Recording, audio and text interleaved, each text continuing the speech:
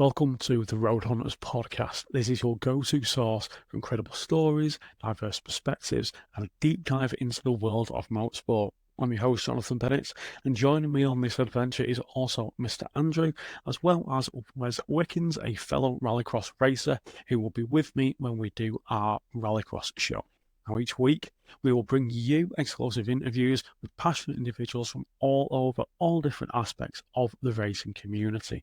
And our goal is to showcase incredible talents, the dedication, and the stories that make motorsport so special to us all, while also shining light on the importance of mental health and well-being within the paddock. And we believe that by sharing these stories and experiences, we can inspire the next generation of motorsports enthusiasts and create a more inclusive and supportive community, just like motorsports helped me when I was growing up. I'm Full Speed Ambassador for Driven Minds. It's an organisation dedicated to promoting and providing mental health support across the motorsport community. If you ever see any of the Driven Minds lot, or myself included, make sure you come up to us and say hi. And together we're working to break down stigmas and raise awareness and ensure that everyone in the paddock has access to the resources and support they need to both thrive on and off the track. So buckle up, join us on this exciting journey as we explore the incredible world of motorsport, one story at a time. So don't forget to subscribe to the Road Hunters podcast on your favourite platform, the YouTube channel, which also has additional stuff, and follow us on social media for the latest updates and behind the scenes.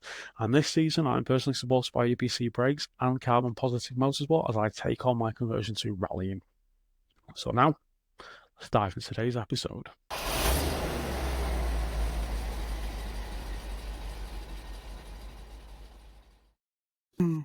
Did you like that? That was my countdown in the impression of that person on the news. I've realised that anybody's listening to this and not watching it if you're in the UK. Did you see that recently? No. So she does a countdown where she does stupid faces and then she ends up sticking a finger up. Oh, I think... Okay, I may have heard but of it that, actually. rolled it too early live. Brilliant. I mean, yeah. That's one way to get people watch the news. Exactly, isn't it? I still haven't watched it. I've just watched the memes. Oh, no. So, my cat's here as well, everybody. Anyway, we're here for the very first Rallycross Show 2024 with me. Mr. Andrew isn't here tonight. He's off doing some exciting things that isn't Rallycross, so who cares? And sorry, Sherry, I know it's your birthday. And we're with Mr. Wesley Wickens, mini driving Rallycross extraordinaire, who's is your car still in bits? It's in a couple. There's some wheels not on it, and it turns on, so that's good enough, isn't it?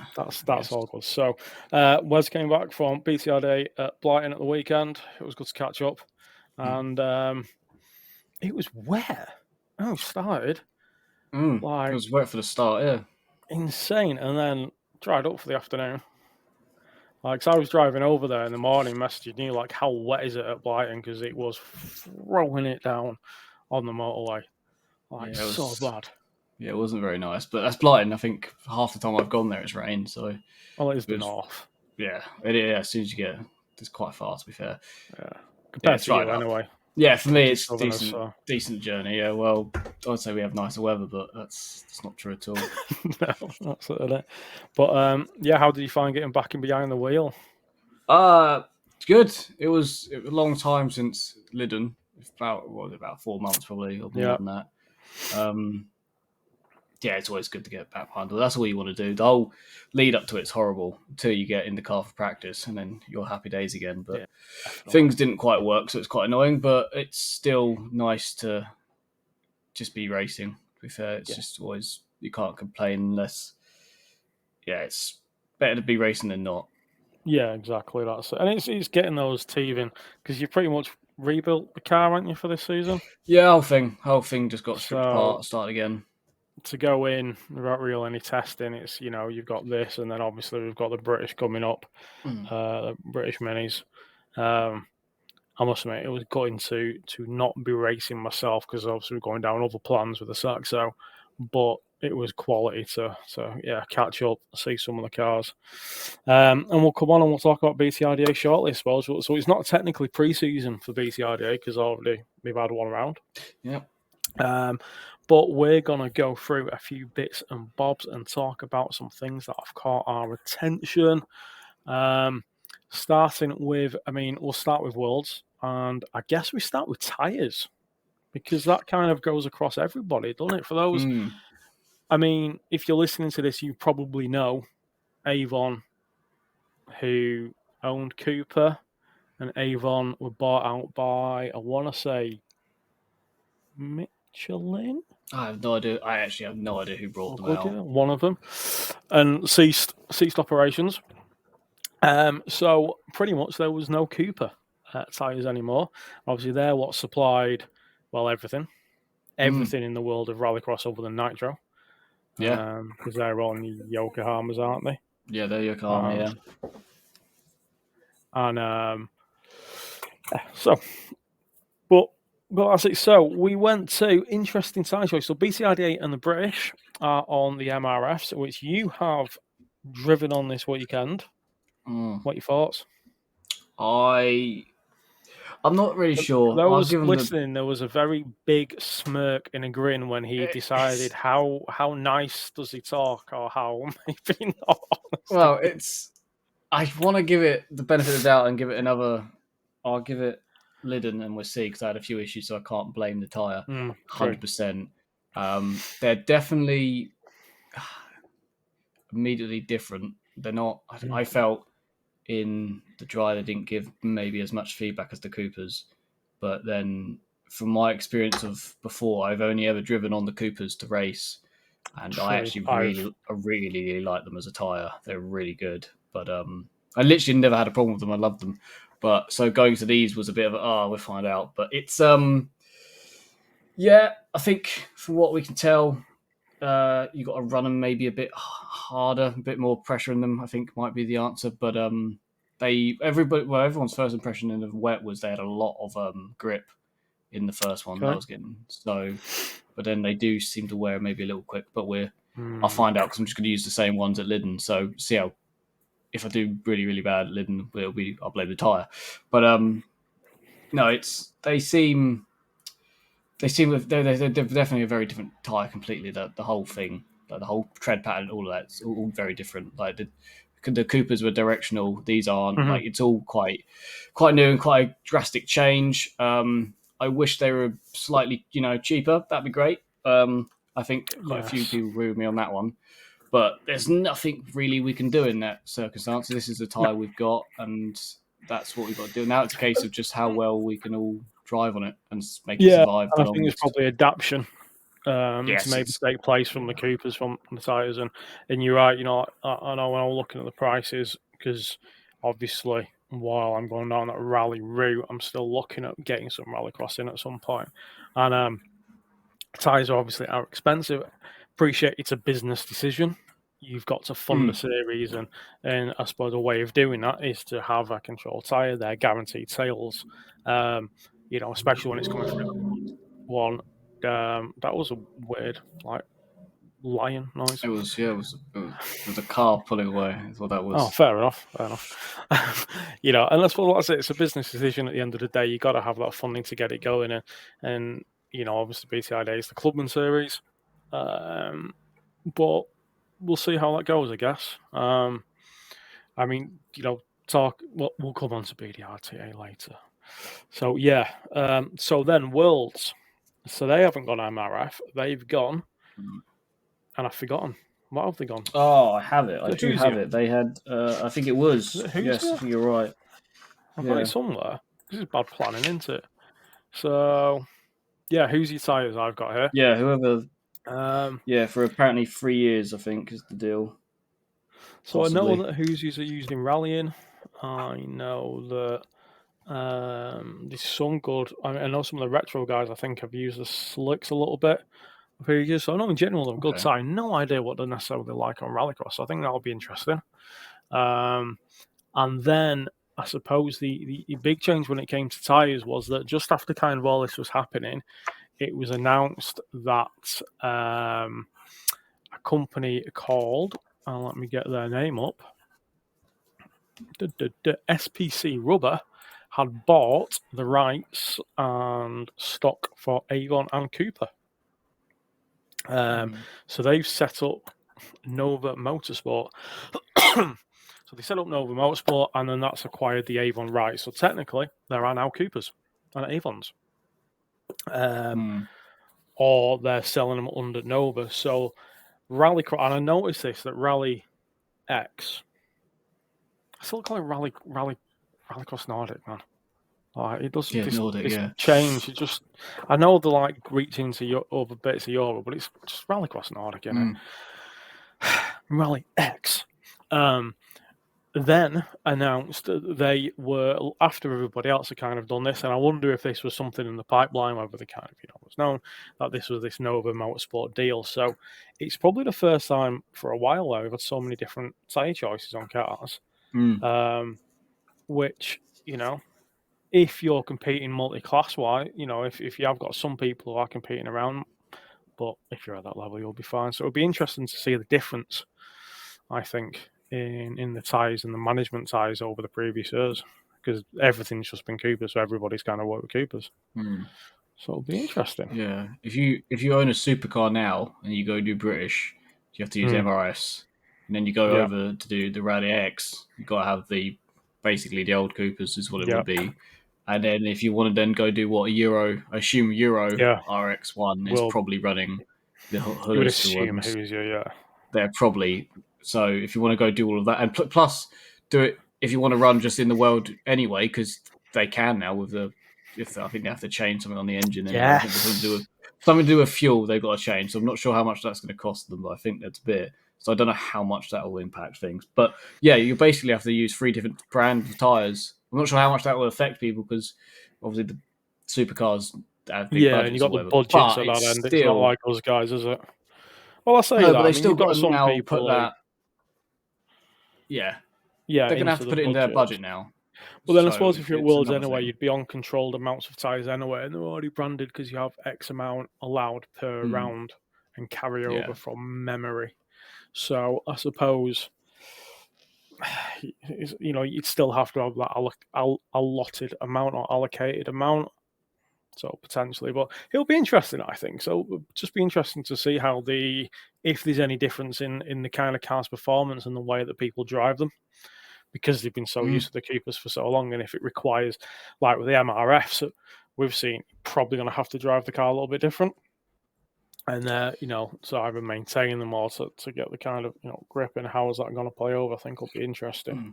It does add another element to, because before, just personally, with the Coopers, I never really thought about tyre wear. I never had an issue. I just kept using the same ones over and over again, and I might swap them from the front to the back, and I might eventually, if I thought I needed to, buy some new ones.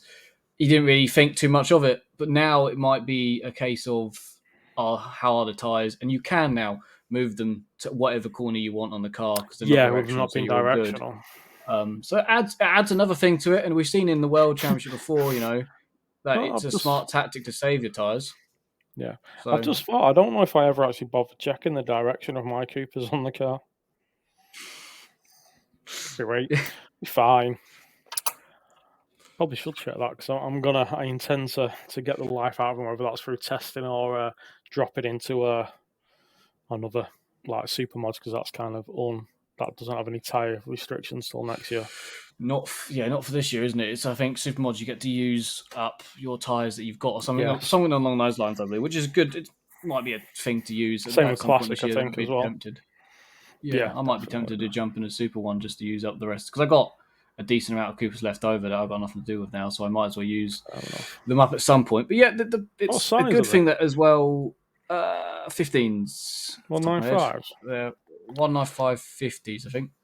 On the back of the rally cars are super soft, aren't they? I might grab a couple off you.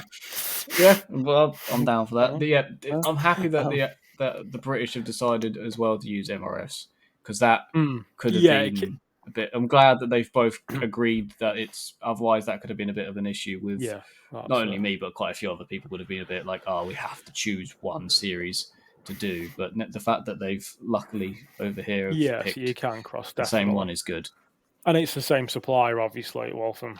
Exactly, same person completely. All goes it makes sense to keep it like that because you do have an awful lot, other than obviously supercars. You've got everybody, a lot of other people who are mixing and matching, especially now that we've got, I suppose, crosscars as well.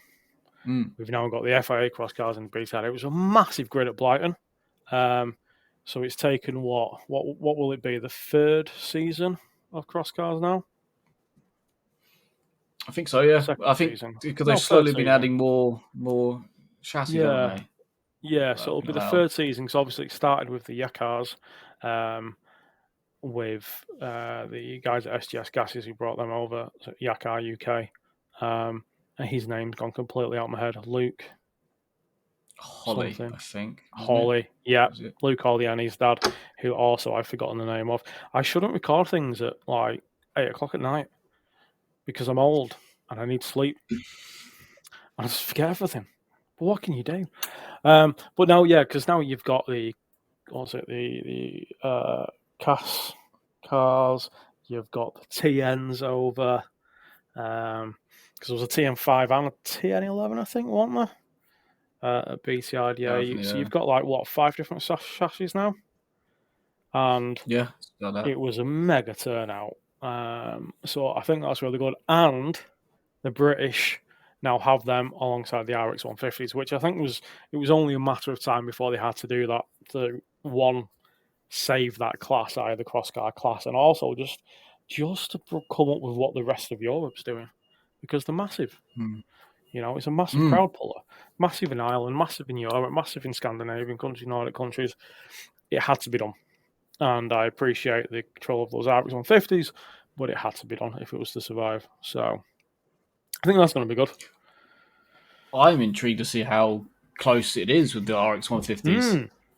I want to see. That'll be a good fight. It'll be good fun to watch. Now we got the RX 150s plus all the other chassis from the crosscars. So it's going to be low. It's quite a mix of crosscars driving.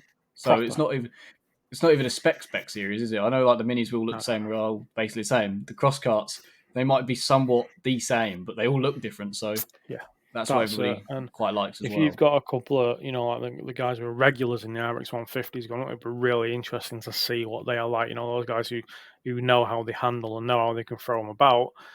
And then, and so also see what other entries we get. We know in, like we say, in Rally X, sorry.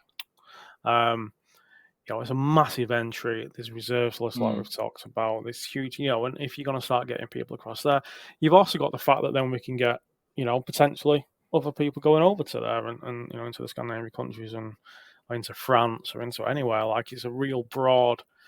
I think for what they are, for the cost, for the performance, for the maintenance, they do seem epic. The only downside to me is, and this is potentially why I dislike F1 and I don't see a point to it, it doesn't look like a car.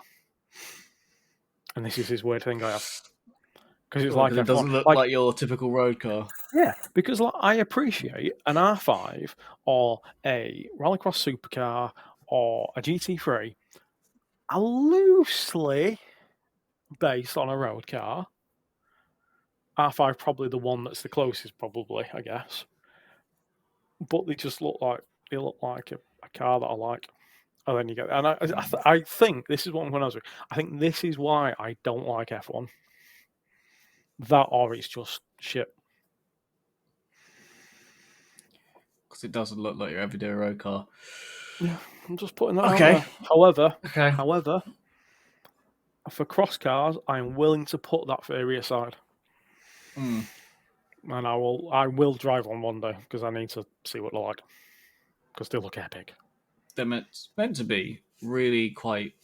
I expected them meant to be quite difficult to drive. Apparently, they're actually, once you sort of get into it and get used to it, they're quite not as hard as you think, which kind of surprised me. They look like an absolute handful.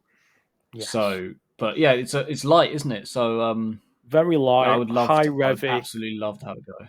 Yeah, lots of revs like motorbike engines. You're revving it high. Lots of suspension travel, steering with the rear. Like, yeah, it will be epic. Stuff. We are going to have to do it. Just got it. It's a win-win for for everybody really in England, really, for that I cross think car. so. That categories are good. There is a few obviously that agree that say that it's not exactly.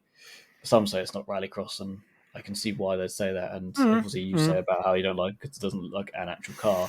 But for entries and for noise and for entertainment and all those factors, I think it is a good win for both And the pull. series.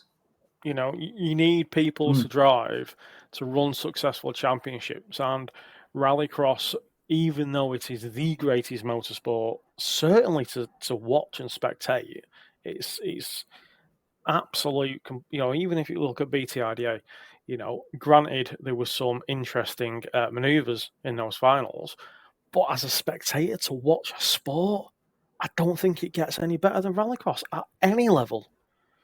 Whether it is Worlds, whether it's, you know, Rally X, whether it's British, whether it's BTRDA, it's an incredible sport.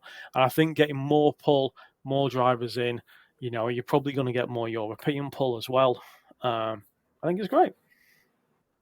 I'm all for it's it. good. Oh, yeah, absolutely happy with that. Happy with the decision for the cross carts, and it should be at the weekend. Should be good. It will be good. It'll be one of those ones that while I'm there, I'll try and hopefully the schedule works out where I can go watch the cross carts because you can tell when they're on because you can hear them. So yes, yeah, that's it. That's cool. Definitely be worth it. It'll be good to see them on a trial. Alex, I'm really interested to see what they're like against the RX-150s. 100%. So, I suppose speaking of battles of chassis, into the battle of the technologies, we have the ICE cars back in the Worlds. What's your take on that, Mr. Wes? they should have done this at the Yes. very start. They had the chance to. They should have done it. They should have just done it straight away. When they wanted to add electric, they always should have just said, we add electric and have... It's the best answer because no one wants just electric because it's just not going to... No one's happy about it, especially the Rallycross fans. No one's realistically happy about it. The loss of noise and all of that. So the only way they could have done it was to add them in and show people, look, they're cool, while at the same time keeping the thing that we already know is cool and keeping the proper Rallycross cars. It's little bit late, and I'm not sure if it's going to save them. I hope it does because I love the idea, and I am going to watch because I can't help myself. It's as simple as that. I'm intrigued and I want to see it, and it should be a good fight. They're finally on the right path to doing what everybody kind of wants. Well, no, a lot of people still want them just to be proper supercars, but obviously they're going this direction, whether we like it or not. So they might as well compromise a little bit because they needed to, because they weren't winning. They were quite happily losing the battle of trying to force the electricity, and wasn't. They were losing quite badly compared to why even I know Nitro is doing a great job with the electric. They're doing great. People enjoyed that. Well, great, but to the extent of people are happy to watch them somewhat. Yeah. But they were just not. Last year, no one really cared about Weld at the end of the day. The only big story that there was sadly the big fire. The big fire, to do with the electric. Was off. I must admit, you know, I watched all the rounds of Worlds, but I was more interested in Euros. I've got to say, Euro was an incredible season. It had all the kind of fights in it. It had everything in it. Don't get me wrong, I watched every round of Worlds. I still think that the driving, but I am slightly on my phone because I'm trying to find something and I don't know where it is. That's to do with sustainability rankings of motorsports, and I've lost where I've put it. And I was wondering if I sent it to my mate, but I don't think I have. You know, so I watched it, but I must admit I was taken in by the Euros. They were just, you know, the grid, the size, and all that. So I think, if my memory serves me right, when they were originally going to do it, when it was under AMG, and it wasn't Red Bull or Rallycross Promoter, and the Project E cars were coming out, it was going to be, as far as I recall, it was a one or the other. You could have both. I think. Yeah, I think there was a time where it looked like they were going to do. And it was the smart move to do. And I've said this. I said this last time. Like, well, yeah, okay, we had advanced ways we do things, and we do need to obviously do things that are better, and thinking of the environment. But we have three pillars of environmentalism. We have environmental, social, and economical. But it wasn't the right way to do it. I know on paper it's the perfect sport to do it with. It's relatively short race. It's all this great, but it wasn't the right way to do it. It caused a lot of damage, I think, to the sport. But at this, and unfortunately, we lost those stunning Lancias, or replicas, I guess. Which I think everybody in the world just cried at the time. But what I thought was interesting was that recently there was some social media and viewership stats released. So I wanted just to put them out there. Where's the LinkedIn post? That's not the one, is it? So to put them out there, we were looking at here we go, global broadcast coverage. So the average audience on the global broadcast, so even though I'm assuming this is Red Bull TV as well as paywall, 4 million viewers. Total hours viewed, 2.7 million. Key markets, Sweden, China, UK, France, and Portugal, which I thought was interesting. Because obviously Hong Kong makes a lot of sense. That final Hong Kong round was massive. And I know the calendar for this year, they are looking at, I think, an additional round in Asia, which makes sense. It makes a lot of sense. Social media views, 1.9 million, or social media followers, I should say. 1.9 million, 4 million engagements, 4 million impressions. So it was it looks quite nice. Now there is a link that was done where, and I haven't got it on here, so give me 1 second as I go to Kevin Hansen. How could I not remember the Hansen name?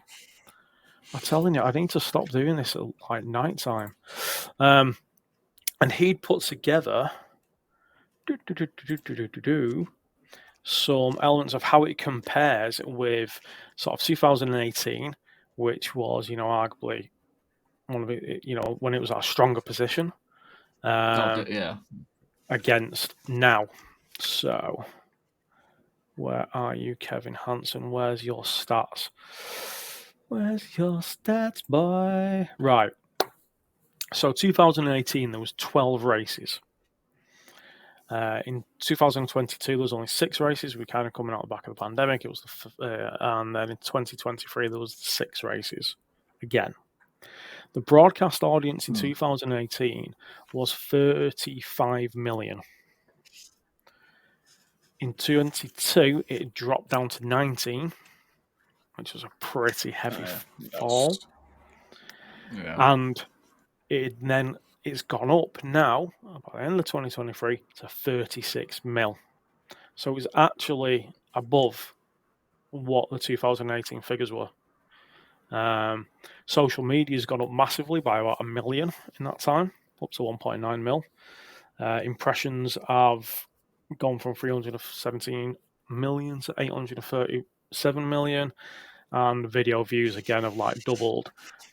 So while I think this is an interesting point, that while I suppose traditional fan base was unhappy with the cars, and don't get me wrong, although I am all for progression and a better environment, and that's why, for instance, I've got the deal with Carbon Positive Motorsport to kind of offset the emissions and stuff. And I mean, I lecture on this topic. I lecture on sustainable construction and sustainability. It appears to actually have pulled in a lot of people. That's interesting. I find that quite interesting. Yeah, because that's quite mad. Because it's definitely spoke about a lot less than it was in 2018, 2019. Sort of like the people I talk to, we speak a lot less on. Like every time there was a round, we'd all chat before the round and who's going to win, and then during the round, we'd all be speaking and we'd all be watching it. Like every round, this like past couple of years, I can definitely say that half of the people I know that were watching it before, they weren't watching it. They didn't care. Like so, and especially going behind the paywall as well over that time. That surprised me massively because there's so many people were mad about that. Yes, I mean, I genuinely did think that the paywall, the full electric, and the fire, it was gonna kill the sport. To be honest, in terms of an FIA world level. The series that I followed the most last year was Rally X. Yeah, same. Yeah, it's a great series. As obviously we have and the British and the BTRDA, but the Rally X series for me was the series. I didn't really follow Nitro much because I don't really want to download fucking Rumble. What the fuck is it called? That shit. Yeah, that's right. Yeah, Rumble. But I wonder how much the Hong Kong and the Asian market has now bought into it, because it is a huge market, and has that brought in a new elevation? Because, like you say, people that we talk with and we're petrol heads there hasn't been more talk about it, or if it has, it's generally been negative. Yeah, it's not been positive anymore, is it? That's it. So I was when I read them, I was like, whoa. I was very surprised. I thought we were going to be on a big hit. Yeah. However, and I told you these earlier, didn't I? To put it into a little bit of context of I suppose the growth that still needs to happen, really. 1.9 million social media followers. F1. Let's see how good your memory is. What is the social media followers of XFM? Oh, flipping heck. F1. So F1, I think you said it was. I'm going to say it was 51, but I believe it was 50. I'm saying 51 because of what a lad. 50, it was 0.1. There you go. You got better memory than me. I'd have forgotten. It was 30 minutes ago. MotoGP, I want to say, was 36. Lad's got a memory on him. WRC 5.95 for WRC. So that's quite a drop, isn't it? But I'm not surprised by that. How is Formula? God, is Formula E more? So, I was going to go Formula Drift next. Oh, go on. Yeah, okay. 4.36. So Drift has how many more than Rallycross? So that has minus 1.9. Do maths, people. It's too late for me. Oh wow! So that surprised me more. That I know drifting's awesome, and there's a lot of people that I know that love drifting. Yeah, I mean, I'm a massive drift fan. Huge drift fan. I didn't think I would say that drifting's bigger than Rallycross, but clearly, in social followers, it must be. Exactly. So this is that was a post done by Motorsport.com, and then underneath that was Formula E at 2.92. So I think 1 million behind Formula E. That's not that bad. I thought Formula E would have more than that. I think, and then we've got WEC, World Endurance Champs, at 1.64. Oh, okay. So it's not bad then. No. And when you put it in social media followers aspect, it's not bad. So we're at 1. What did I say? We're at 1.9? Yeah, I think it was 1.9. So 1.19. Hang on. Where's my stats? Where's my stats? Here's my stats. 1.9 would be way better than 1.9. So 1.9 social media followers. So they haven't even. That's the annoying thing, isn't it? It's not even in here yet. It beats IMSA, DTM, and WEC on this. And the World Endurance Champs is a serious huge. I mean, I'm following it this year. Massive. So it's actually not in a bad position. But why is it not on posts like this one on motorsport.com? Well, I'm intrigued the fact that it's been. Well, I'm surprised, to be fair. Maybe it's an American market thing. Because they have got a lot more of the American stuff. 4 points something. Right. Yeah, that's surprising. Which does that mean that obviously you got Nitro in America? Does Worlds need to hit the American market and have a round over there. I mean, I would say it's a huge market, but logistically, well, they're hitting going out to Asia. We say this, they're meant to be going Australia, aren't they? They are, which So I was very surprised at because I did not know there was a market there for it. I didn't know that either, but there must be if they're going. There has to be, unless that's just their way of making sure that they're considered a world championship. But then true, because you do have to go on to the continents, certain continents, isn't it? Is it free continents? I feel like it's free, and are they doing that? They're not even doing that, are they? They've got I think it's two in it because it's Europe and Australia. However, I believe there is talk of a Asian round. If they get the Asian round, then they're all good. But yeah, the issue they've got actually, the world, is that there is market. Obviously, there is place people do over there want to see Rallycross because otherwise the Nitro wouldn't exist. But they've tried to tap into it before and it didn't really work. So no. I think there's probably. I say it's a different promoter, so they're obviously going for a different strategy. But obviously the same one that runs the rally, and you could argue that the decisions that have just been made in the rally for ditching little stuff, they're in the right. The promoter at the moment of both of them haven't made the best calls, but clearly something's changed because they're starting to look like they might be listening. Yeah. So there is an upside to the current situation that us fans of rally and rallycross find themselves, because it looks from the outset like they could be turning things around slowly, but then you got to there's a lot of hope involved in that, but they could be. And the decisions they've made to bring stuff back or take away, for example, in rally, the things they're changing for in a couple of years, but the things they're bringing in with rallycross, I think is positive, but now it just needs to continue the positives. They need to now, if they can get the entries, which they might be, is I don't know if they're gonna. It's looking. I know, obviously, you can't really tell until it, know, it's launched and it's there. But I mean, obviously, you've got the CE dealer team back in there. That's you're gonna have, they're back. I know the Johan Christopherson Motorsport's in there, and they've also prepared some ICE cars, which, from what I kind of led to believe so far, Johan's not actually going to be racing them. He will be in the electrics, and these cars are for other drivers. So I think they've got like 4 cars potentially going out, which we'll see. You've obviously got the Hansons, but I do think you've got some of the French driver. What's he called? There's a French driver coming back in for Worlds. There's a couple. So obviously, and it'll be interesting to see those that were in Euros that historically were in Worlds. Will they now come back into the Worlds and compete in the Supercars? We know there's cars about. We know that the like at the end of last year in the British, Liam and I can't remember his name. I think he was from Finland. Yes. They brought the Hyundais out, and they were fantastic cars. We know they're just sitting around at the moment. I wonder what they're going to do with them. Like, there is options. There's lots of options for them to do. And there's the Skoda, and there's quite a few cars sitting around that are out there. Yep.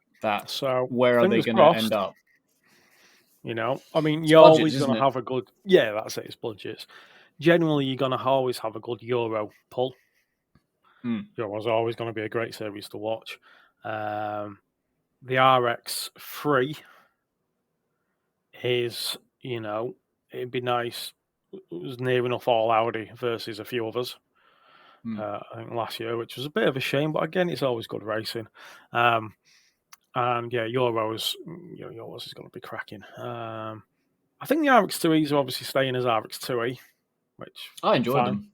I enjoyed them. That's what I thought. Yeah, if you want to watch, it's good. I think it's good racing.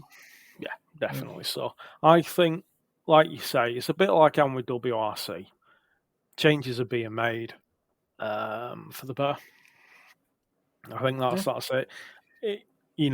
There's been a bit of I think it's had a bit of a delay, but all of it's going to go back up there. And I mean, I'm always going to be a fan of Worlds. I just think it's the most exciting. But I must admit, last year I was really following Euros. If I missed a heat of Worlds, I wasn't too bothered. Yeah, I happily last year if I missed. Normally there was times where I wouldn't miss a race, but last year I think I missed. I don't think I've watched the Hong Kong one because it was a case of I tried to plan the buying of the subscription to whatever one. So I didn't. I don't think I watched the Hong Kong one. That's the thing. I think people will happily buy and pay to watch it if they know it's going to be good.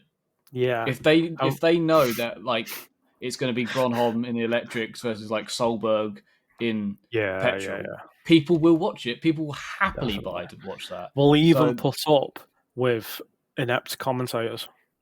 Yes. Yeah, happily. That's thankfully got Hal Ridge to sort of potentially save him of his stupidity that other guy speaks. Well, Hal Ridge, he's one of the highlights. Then the Rallycross was, nerd. Wasn't it? When you had he's a nerd. We like that. When you had Dan Rook, other dude's an idiot, Andrew, and Hal. Those three were the best three. The Hal, Andrew, and Dan. When you had them three, that was perfect. So yes, at least having Hal there is a good. And think about what he's going to say for the electrics versus the petrols. It's going to be fantastic to listen to him, Hal Ridge discuss. It's going to be. I'm happy just to pay. Nerd, he's going to be great. Yeah, happy to pay the entry just to watch. Just to listen to him talk about what's going to happen. Because to be fair, the starts could be interesting. Because realistically, if you think about it, the electric should have it. 100%. And that's the thing with Rallycross. T1's everything. That's why you get all the smash ups at T1. Because nobody really wants to, they all want to put their elbows out. But, Wes is gone. What the heck? Are you back, Wes? Went for a second. Well, it's all right. A big red light came up as well. I was like, oh no. Be right. So T1s is so important in Rallycross, and I think that's going to be a real interesting one because, like you say, in theory, electric should have them. What I'd really like is if we could clone Johan. And then have him in one in each. Because that's the only way you could probably get a true, reliable head-to-head. Because it's Johan in it, and he's just gonna probably win. Because it's Johan. Yeah, that's a big thing. Yeah, he will. Yeah, it's unfortunate that these days a lot of the you can say the top motorsports, Verstappen runs away with F1, Sutton in touring cars, he runs away. Christopherson in Extremely or Rally. World Rallycross, he runs away whatever with that, whatever he does. I'm trying to think of any other of the motorsports off the top of my head, but the top ones, basically who's going to win before you get there, which is unfortunate at the moment. It is. But they're that good, you can't be. You can't hate him because he's just amazing. It's generally Sutton winning in touring cars all the time. You can't hate him because he's just so good. Yeah. Christopherson, he's just so good, so you can't hate him. Yeah, Verstappen, same sort of basically situation. The cars are great, but the drivers are the ones that are making sure that they're winning. And I love it when Christopherson comes up on Rally X and he goes up to the booth and he's just talking and he's just his meticulous details he knows. There was one where and it was they asked him how old is his son, and he's like wife's in the background on the camera or something, and he basically had to think about what race it was, and he had to go back to what race it was to figure out how old his son was. But he was he could tell you, isn't it? Yeah. But the details on the timing clocks and when he's looking at the data was insane. That guy's brain is just wired as just a racing machine. I'm intrigued to see what he picks. If he does race World, does he then pick electric or does he think petrol? Because whichever he chooses tells you which one realistically might be quicker. Because he's not going to. The only thing I know is that from reading what Not Yol. What's his dad called?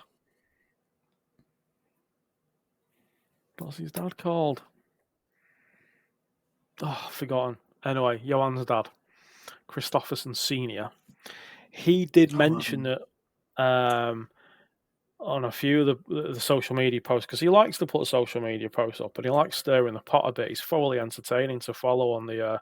Actually, Facebook translate Swedish and like Finnish and stuff for you. He's very entertaining to watch. And he was saying that realistically, their issue was that sponsors wanted electric. If it wasn't going to be electric, they weren't getting the money. So that tells you, does that mean then that their top drivers in Christopherson and Baby then are going to go electric? And then if they've got like the kind of that second row of drivers in terms of what's she called? Forgotten her name, or whoever else is going to be in there, are they then going to be in the petrols? Whether it's better or not, potentially. So it will be interesting. I mean, if you look at sustainability of sports, and these are the rankings I was trying to find, I think Formula E was number one. It's okay, fair enough. Yeah. Oh, no, something along that lines. F1 was like second or third. Oh, really? They have mega efficient engines, but that's the whole point. It's not just about are you electric, how do you make? There's so much more that comes in. And if you take what's the off-roady? Extreme E. Yeah. So that's moving now to Extreme H because it's moving to hydrogen, which to me makes a lot of sense. Okay, I get it. You do hydrogen electrolysis, you make the hydrogen, we can do it. It's got a water vapor barrier. Yeah, I get that. I mean, I always thought hydrogen will take over anyway instead of electric, but decisions made by people. Whatever. So I think it's going to be really interesting to see. I mean, you can get the biofuels. I mean, there's people in the BRC this weekend on the carless eco-fuels, and they're running the performance. Well, last weekend when this comes out, because this will come out on Wednesday, so the weekend just been. They're running the carless. So yeah, I'm happy. I'm excited for Worlds. I hope there's going to be a nice bigger grid. I'd like more rounds. Not gonna lie. Oh yeah, the rounds are not great, are they? They're there, but there's not enough of them. But I guess they're having to do that because they announced it very late. They announced the whole change to electric versus petrol quite late in the year. Really, they didn't do it at the start of the year. They've done it a couple months, 2 months in. I think they were like, oh yeah, this is the plan. So by this point, a lot of people had already made their minds up what they're doing. So it does throw a spanner in the works how late it is. But them starting halfway through the year probably, I think, helps them. Kind of. Yeah, essentially. I mean, they're going to run up to the Australian one's going to be end of November, 30th November, so December the 1st. So technically summer over there. It's a tricky. It's the same with the decision for going for the full electric. It's an FIA decision. And you've got to think, are they just experimenting with WRX? Are they just experimenting with it? Throwing these potentially reckless flipping choices in there and decisions are just seeing what happens? Because would you really have done it that way? I think they've definitely, what they had done is decided that they've definitely looked at things. They've got to have looked at someone said somewhere that if we stay electric, it's not gonna last. Yeah. So they've made a compromise, and this is probably the best compromise they could come up with, is for the sponsors and the money and what everybody wants to stay electric, but for the fans they lost. Hopefully, they're thinking if we put the petrol in, it'll bring them back. Yeah. And it might work. It could work. Depends. It really does depend on what entries come of it. Yes. I know 100%. The French ones are joining. A couple of French ones are joining, which will be intriguing. But it will be a big question whether or not, if any big hitters go for it. That'll be the one.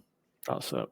That's it. And, some of that's going to come down to, obviously, I guess, budgets at the minute, but that's really going to be it, whether it comes back or not. If you get your personalities back that we want. Oh, yeah. So it'll be interesting. It'll be good to see, like I say, it's June when Euros kick off into it, and then July when Worlds kick off. Yeah, it's big as also. That's quite big for June. The June one is having the track in the France, in the USA or whatever. It's quite big news for them. So that's great that they've got. What other tracks have we got? What other tracks have they got? They've got, so let's say Holliers for Worlds. Which is great. It's like the Monaco, isn't it? You can't lose it. Absolutely. So Hungary, they go into Nereid. Which is big because it's normally just the Euros, isn't it? Yeah. So apparently that is subject to circuit homologation. Oh, yeah. Meta. Great track. Yeah. Montenegro.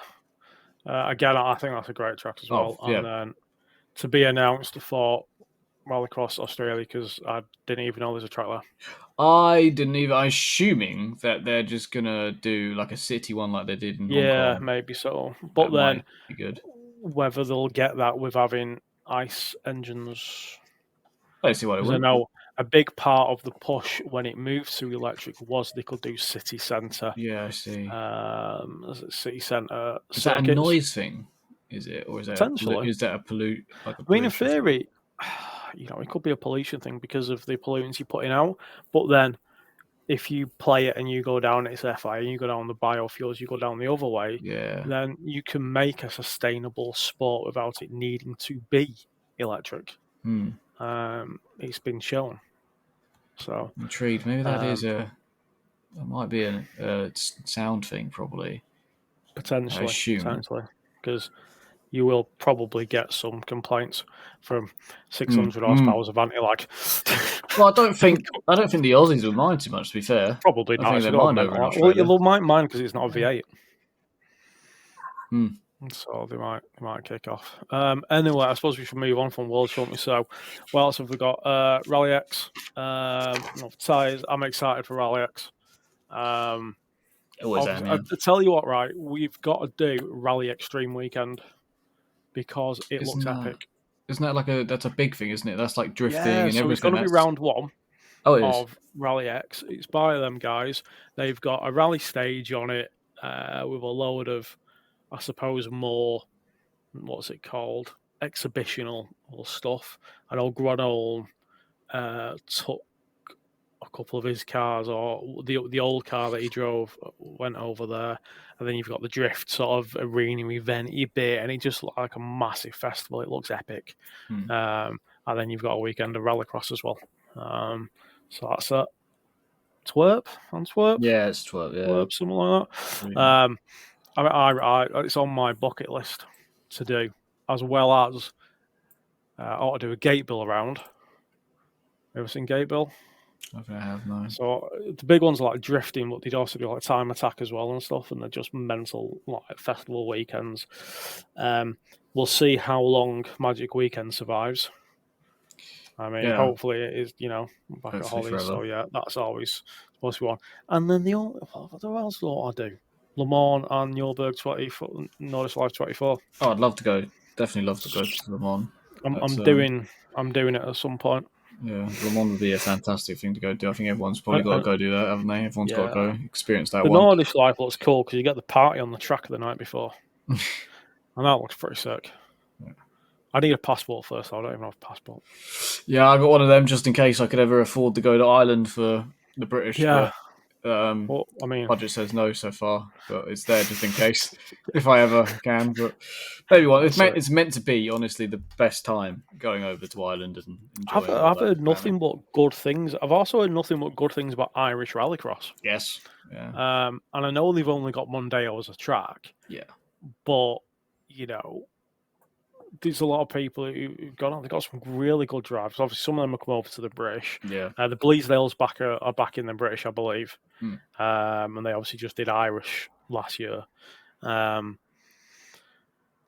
a lot of. I've heard nothing bad about the Irish in terms of the promoters. in terms of the series, but also just the event. And the Irish are just kind of mad, aren't they? They love it. Yeah, I think they do the best with what they've got. I think. Yeah, exactly. Same with the Nordic series. I think they do. If you want to do Rallycross, I think the Nordic Rally X are the ones to look at and go, right, what are they doing? Because they are doing, you would argue, everything pulling in. well. Like the whole stream situation they've got, like everything's free to watch. You can find it easy. Yeah. The commentators they've got, everything's like if you wanted a series and you wanted to base off of something, it's the Rally X one. I know they've got a bit more, maybe a bit more pull, and they can go wherever they sort of want at the moment. And I suppose it's obviously got some level of popularity, but even that's been getting less and less to some degree over the years in those countries, from what I've been reading. And I think that's it. And the BTRDA do fantastic, I think, now having this live feed. The live feed's big. I think that's quite a big. It's brilliant. I know it costs money. I really hope the Five Nations British it comes back. It has to. If you want a motorsport series to survive and do well, you've got to have feeds now. These days you have to be live, don't you? You've got to be, and they've got people who can commentate it. I mean, I'll be honest, one of my biggest dreams is to present and commentate. Rallycross always going to be that. Hence why I love doing the interviews we do on the podcast, because I love, talking, I guess. But they've got to, hopefully it'll come back, because it's got to be done. 100% got to be done. I don't know what is actually in the pipeline for that. Kind of being outside of the media journalism now, I'm a little bit, when I'm having to take last year off, I'm a little bit down really on my news to some degree. Yeah, I don't know what's happening with the British in sense of social media or footage. I don't really know what's happening, but I assume it's the same probably as last year, which will be the races being uploaded afterwards. It's always been the case though. I guess the British, it's not exactly, it doesn't have the social media presence exactly, but no, which is a real shame. It is, but I think that's a bit that costs a bit of money, but they are hopefully at some point they can get on to the get a bit more with it, because as long as they can get anything, like any sort of, as long as you can see the rounds and the finals is what people obviously want to see. But yeah, I'm not sure the deals they could do there, because it's hard, isn't it, for every motorsport knows it's hard to try and get a lot of money. And obviously they've got the people that they do use. You've got some decent commentators around. I mean, I'm just looking at the live from the BTRDA. So that was the last one, 3.9 thousand views. Last year we were hitting 5,000 sort of views on some of the rounds, 2,000. So the BTRDA, and it's epic. They've got, it's maybe not the most polished, but I mean, I like Steve. We're going to have him on the interview at some point as well, and talking all things Rallycross history and model cars. So that's going to be exciting. But I feel that if you look at that, they could do well, and it'd be good for the drivers that do need the exposure. But we'll see. We'll see how that goes. Yeah, they're definitely getting better, because they post shorts and stuff now as well. The British, I mean, so they understand what gets sort of clicks and things. So they're I'm looking at the numbers on there. They're not. Their numbers aren't great on like YouTube. No, because it's delayed. Really not. If it was live, it would be better, but it's just because it's delayed. Supercars get a pull, and that's it. And that's a real shame, actually. That I think they need to have a bit of a look at, and it's both the same with both. We only have 2 championships in the UK. It's not like circuit racing here in the UK is massive. Some I speak to some international friends, and they're like, I think it's crazy how big circuit racing is here. But if you look at something like Special Stage for rallying, like, got massive. Now it's a big organisation now. They're doing lives, but they're getting thousands of hits. And hey, who knows? Yeah, it's difficult, isn't it, to get for everybody. There's only only you can't have. There's only so much to go around, and Rallycross is I mean, difficult to sort of if try and we look throw. at, definitely, it's not what it was in the UK. But I mean, if you look at this, like me and you were talking here, Andy will probably be on it next time, and we're two just passionate people on Rallycross. We have the opportunity to drive. Obviously, in this season, I might try getting to some, but we'll see where I can take it, or if I rent or hire or what. And is the pull there? We'll see. Well, British Rally have just got their thing, haven't they? British Rally is going to be on TV. And to be honest, you know what? I know we're getting towards an hour now, but the pull of R5s back into the British is huge compared to the last few years. Massive. The entry's gone up, and that's arguably, is that because of the ITV pull? Probably. I'm gonna. I haven't watched British Rally in probably ever. I've watched obviously I've watched the World, but I've never watched the British. So now that's on ITV, I'll be watching because it's it's rallying. I know I like rallying, and I know it should be a good watch, and I'll definitely be putting that on the TV when. And then you can watch the circuit rallying at the end of the year on special stage when I get on there. Yeah, so it's exactly like it's as soon as it's great for. I'm happy for British Rally that they've got that because it's good that it'll be good. It's good for the series. It's good for any series when they get media coverage. But I think that's quite 100%. A big game changer for them. So definitely, it's good. And like I said, I'm passionate about Rallycross, and I do hope things can go and certainly in what I'm doing road on is I hope that's going to pull to some degree. It's still going to have a big Rallycross influence, and hopefully good year. Yeah, it's a great sport, and it's really good with especially just the current generation of the fact that it's 5 minutes long races and very quick, very fast, very loud. Yeah, exactly what everyone wants. So it just needs the eyes to be on it. Once the eyes are on it, everyone agrees that it's great and you can get you hooked. Like, I've got friends that they don't mind, they don't really care for racing or none of that, but when they go to the Rallycross, they stand and happily watch the races. Like they enjoy it because it's fun to watch, and it's not difficult to follow as well. It's 4 laps, 5 minutes. You know that another car at some point has to go around a longer route. You can see both tracks as well in the UK. You can see the whole thing, so it's very easy to follow. And then that is something else that's potentially the issue as well in the UK. Is the lack of tracks. Certainly on the British, you have 3 tracks.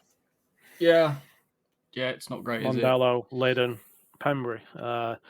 Obviously, BTRDA has 5. They can use Blyton, which doesn't have the license for the supercars. Yeah, I think it's that. Yeah. And obviously, Knockhill with the unhappy Knockhill v British people, I guess we would say. And it'd be great, you think tracks like Anglesey'd make an incredible Rallycross track. The scenic view would be great.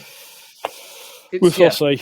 If it keeps growing, things keep pushing. If the Crosscars, and they help out, then all good for the sport. The tracks situation, I think, literally underlines it all. That it's a great sport and it's surviving and it's great.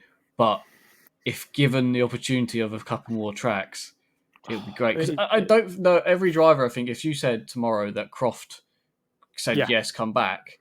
The entry for that would probably be great. I never got to do Silverstone, sadly, because I just didn't join in time or whatever. I don't know what the situation exactly there was. I think I don't. Yeah, I think it don't exist anymore, does it? So no, I think it's all overgrown. But I think the track was. I can't remember exactly what the issue was with it. But I would, if they said tomorrow, like, "Oh, we're doing a Silverstone," I'll be there, like without question. Like it's unfortunate that we have so little circuits, but I think compared to I think back in the past, they've had quite a few more. But it's a situation they find themselves in, and everybody does the best of what they got. But yeah, it would be it does sort of underline the current state of it in England, that we are very limited and that we do have to go elsewhere to get tracks. That's why the British go, to the other countries to get some great tracks. Which is a great opportunity, but not doing this year.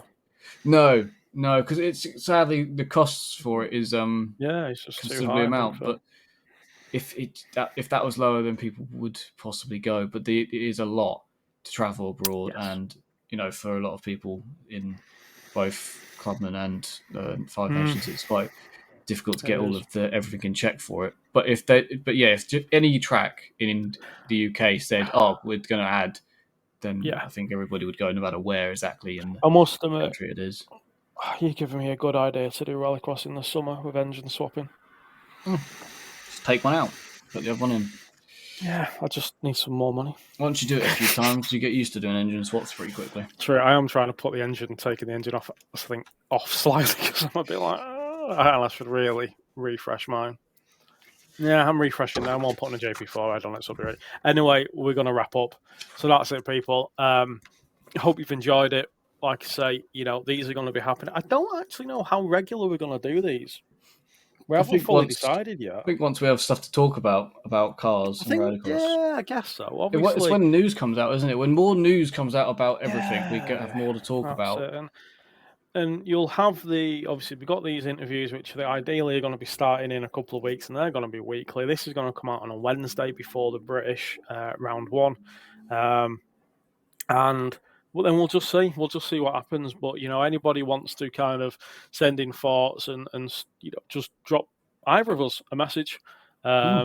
You've got obviously the Road Hunters on Instagram or _Jonathan Bennett for me. You've got, what's yours, Wes? Oh, it's probably that W on everything. W, I want to say that on everything, but I could be wrong. I'm pretty certain it's that for a laugh. See, I should change mine from Jonathan Bennett because Jonathan's got a H in it and nobody puts a H in it. Yeah. See, mine I just put my initials. J Bennett or JB. JB would be shorter, wouldn't it? So shorter and catchier, I guess. Marketing and all of that. Maybe I'll do that. But it's like a conversation thing, isn't it? Because we all care about Rallycross and we all want the best for it. So it's a case of just everybody coming together and make sure that we've all understand what we're all thinking. Yeah. So for people who don't know, obviously I did the production Rallycross last year.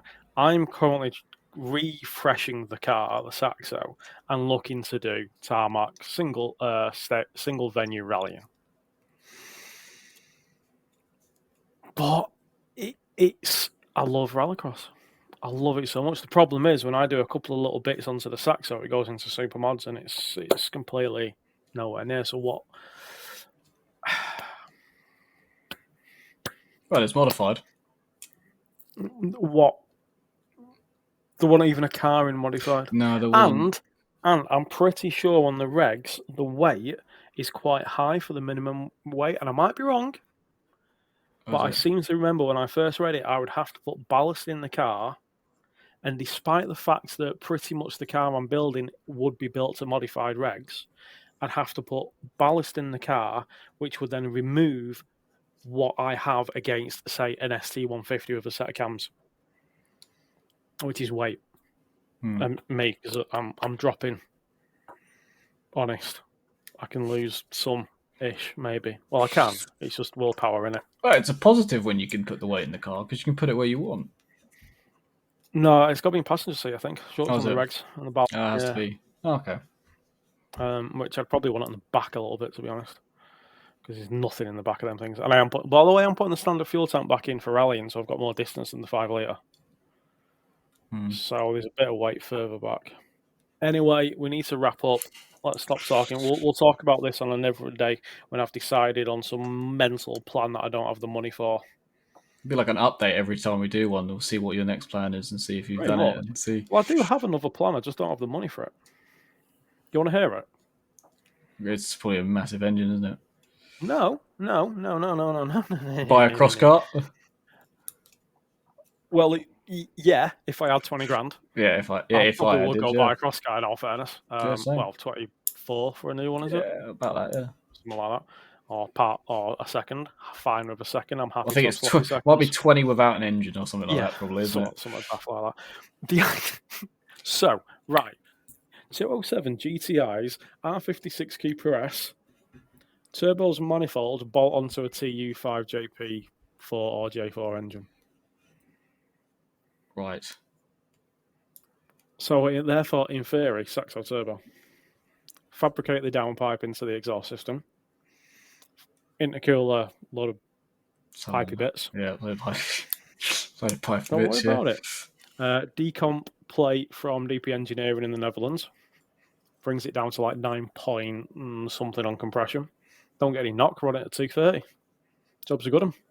Blow up a couple of MA gearboxes along the way. I'll probably blow up MA gearboxes just with a flipping set of cams in it, to be fair. But well, that sounds like racing, doesn't it? As soon as you add power, it just starts blowing things up.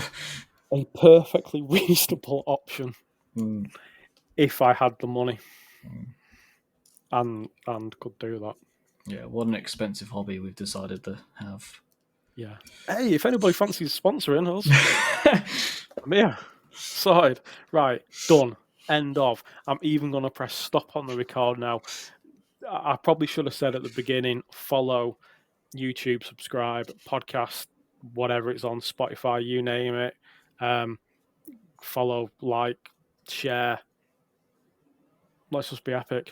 And support Wes when at Lydon this coming week. Everybody needs to be wearing orange because that's Wes's colours. Yeah. Or white and orange. You're white and orange a bit now, aren't you? Oh, it's grey, black and orange. Grey, white and orange. Yes, I'm nearly done, darling. 3 hours. 1 hour and 9 minutes. I'm going to hit stop now, though.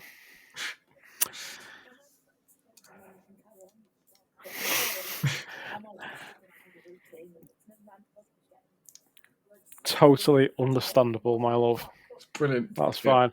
How to end your podcast? Get told off quite correctly because it's past bedtime. I should be putting her into bed, and I'm not doing the correct duties. So therefore, bye every. You're on brain tablets. She's on brain tablets apparently. Okay, not apparently. You're right. She's on brain tablets actually, so she doesn't die at the minute. Therefore, my bad. I'm going to press stop. Everybody, see you later.